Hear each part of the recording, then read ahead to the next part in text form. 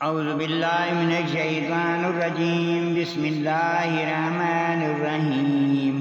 اللہم صلی علی سیدنا مولانا محمد وعلی آل سیدنا مولانا محمد وبارک وسلم صلی اللہ علیہ۔ اور یہ ہے کہ ہم میں کچھ نیک ہیں اور کچھ دوسری طرح کے ہیں،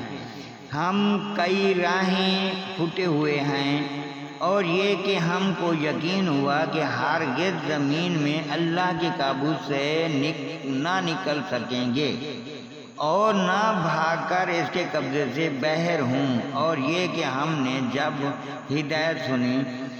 اس پر ایمان لائے تو جو اپنے رب پر ایمان لائے اسے نہ کسی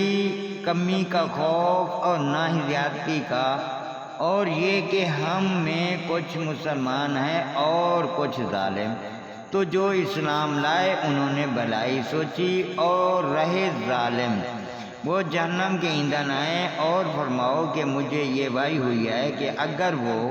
راہ پر سیدھے رہتے تو ضرور ہم انہیں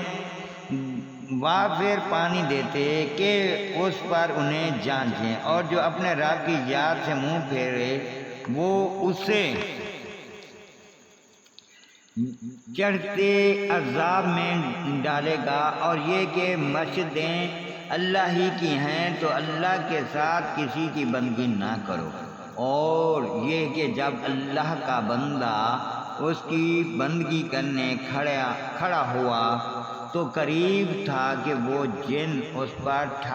ٹھیک ٹھاٹ ہو جائے۔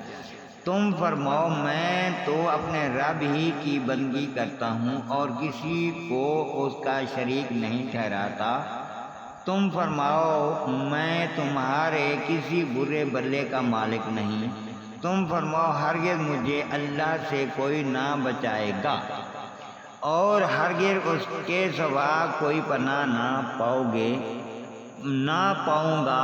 مگر اللہ کے پیغام پہنچانا اور اس کی رسالتیں، اور جو اللہ اور اس کے رسول کا حکم نہ مانے تو بے شک ان کے لیے جہنم کی آگ ہے جس میں ہمیشہ ہمیشہ رہیں، یہاں تک کہ جب دیکھیں گے جو وعدہ دیا جاتا ہے تو اب جان جائیں گے کہ کسی کا مددگار کمزور اور نہ کسی کی گنتی کم۔ تم فرماؤ میں نہیں جانتا آیا نزدیک ہے وہ جس کا تمہیں وعدہ دیا جاتا ہے، یا میرا رب ایسے کچھ وقفہ دے۔ غیب کا جاننے والا تو اپنے غیب پر کسی کو مسلط نہیں کرتا سوائے اپنے پسندہ رسولوں کے کہ ان کے آگے پیچھے پیرا مقرر کر دیتا ہے تاکہ دیکھ لیں کہ انہوں نے اپنے رب کے پیغام پہنچا دیے، اور جو کچھ ان کے پاس سب ہے اس کے علم میں، اور اس نے ہر چیز کی گنتی شمار کر رکھی ہے۔